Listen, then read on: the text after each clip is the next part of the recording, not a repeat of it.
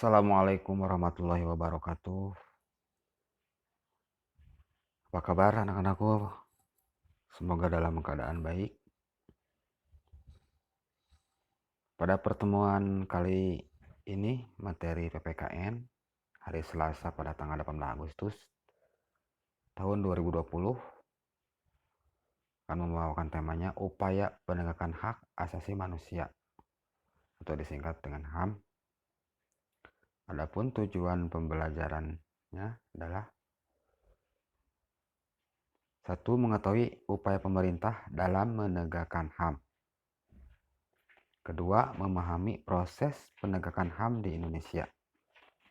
Dan yang ketiga adalah menjelaskan tugas dan fungsi lembaga-lembaga Komisi Nasional Indonesia.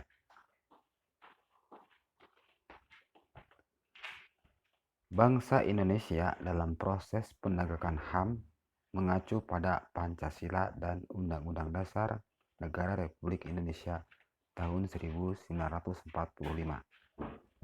Dengan kata lain, penegakan HAM di Indonesia tidak berorientasi pada pemahaman HAM liberal dan sekuler. Apa itu HAM liberal dan sekuler? HAM liberal adalah HAM yang menitik beratkan pada kebebasan individu, dan sekuler adalah di sini adalah makna kebendaan atau tidak mengakui adanya Tuhan yang Maha Esa. Sedangkan Indonesia sendiri adalah menganut paham yaitu ideologi Pancasila dan memiliki paham memahami bahwa Tuhan itu ada dan Tuhan itu Esa satu.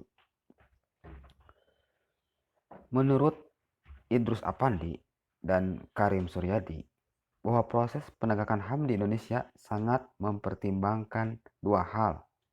Apa itu dua hal? Yang pertama adalah Indonesia sebagai negara yang berdaulat secara hukum, sosial, dan politik tetap dipertahankan dengan prinsip-prinsip yang dianut dalam Piagam PBB. Yang kedua, pemerintah tetap mengacu pada hukum internasional serta menyesuaikannya dengan hukum nasional yang diukur dari kepribadian dan nilai-nilai khas Indonesia. Adapun langkah-langkah strategis yang dilakukan pemerintah Indonesia dalam proses penegakan HAM diantaranya sebagai berikut. Yang pertama adalah membentuk Komnas HAM. Komnas HAM merupakan lembaga negara mandiri setingkat lembaga negara lainnya yang berfungsi sebagai lembaga pengkajian, penelitian, penyuluhan, pemantauan, dan mediasi HAM.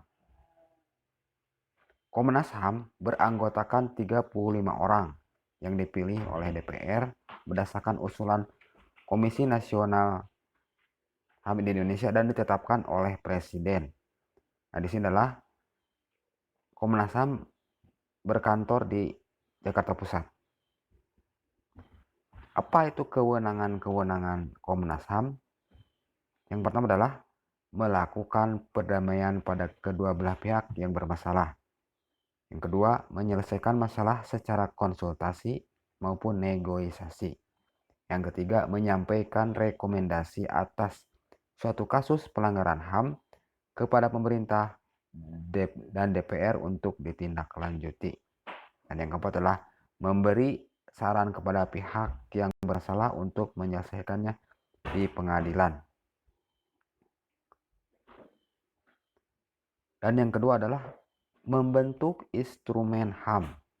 Apa instrumen HAM? Instrumen HAM merupakan alat untuk menjamin proses perlindungan dan penegakan hak asasi manusia. Instrumen HAM ini biasanya berupa peraturan perundang-undangan dari lembaga-lembaga penegak HAM. Dan di sebelah kanan ada contoh berupa instrumen atau alat-alat daripada hak asasi manusia di Indonesia. Kemudian, instrumen HAM yang berupa peraturan perundang-undangan dibentuk untuk menjamin kepastian hukum serta memberikan arahan dalam proses penegakan HAM. Dan yang ketiga adalah membentuk pengadilan HAM. Apa itu pengadilan HAM? Di sini adalah pengadilan HAM, pengadilan yang khusus terhadap pelanggaran HAM, berat maupun yang ringan, yang diharapkan dapat melindungi hak asasi manusia, baik perseorangan maupun kelompok. Baik perseorangan, kelompok, dan juga masyarakat. Ini terlihat gambar suatu pengadilan HAM di Indonesia, yang di atas dan yang di bawah adalah HAM di internasional.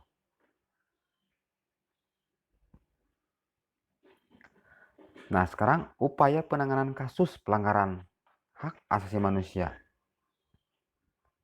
Yang pertama, menegakkan supremasi hukum. Hukum diposisikan tertinggi dan demokrasi itu adalah setara. Kemudian meningkatkan kualitas pelayanan publik untuk mencegah terjadinya berbagai bentuk pelanggaran HAM oleh pemerintah. Kemudian meningkatkan pengawasan dari masyarakat dan lembaga-lembaga politik terhadap setiap upaya penegakan HAM yang dilakukan oleh pemerintah. Meningkatkan penyebarluasan prinsip-prinsip HAM kepada masyarakat melalui lembaga pendidikan formal, sekolah, perguruan tinggi, maupun non-formal, seperti kegiatan keagamaan, di pesantren, dan kursus-kursus. Meningkatkan profesionalisme sebagai lembaga keamanan dan pertahanan negara. Kemudian meningkatkan kerjasama yang harmonis antara kelompok maupun golongan dalam masyarakat, sehingga saling memahami dan menghormati keyakinan dan pendapat masing-masing. Nah, kemudian kalian menyimak atau mengidentifikasi tugas dan fungsi lembaga-lembaga di bawah ini. Selain Komnas HAM, tentu saja ada Komnas yang lain. Di sini adalah tertera Komnas HAM yang lain adalah KPAI atau Komisi Perlindungan Anak Indonesia. Yang kedua adalah Komisi Nasional Anti Kekerasan Terhadap Perempuan. Yang ketiga adalah Komisi Nasional Perlindungan Konsumen dan Perilaku Usaha atau KNKPK. Dan yang keempat adalah Komisi Kebenaran dan Rekonsiliasi Nasional atau KKRN.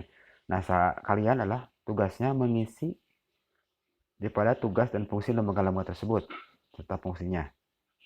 Nah, kalian isi dan kemudian diserahkan di tugas kepada Classroom.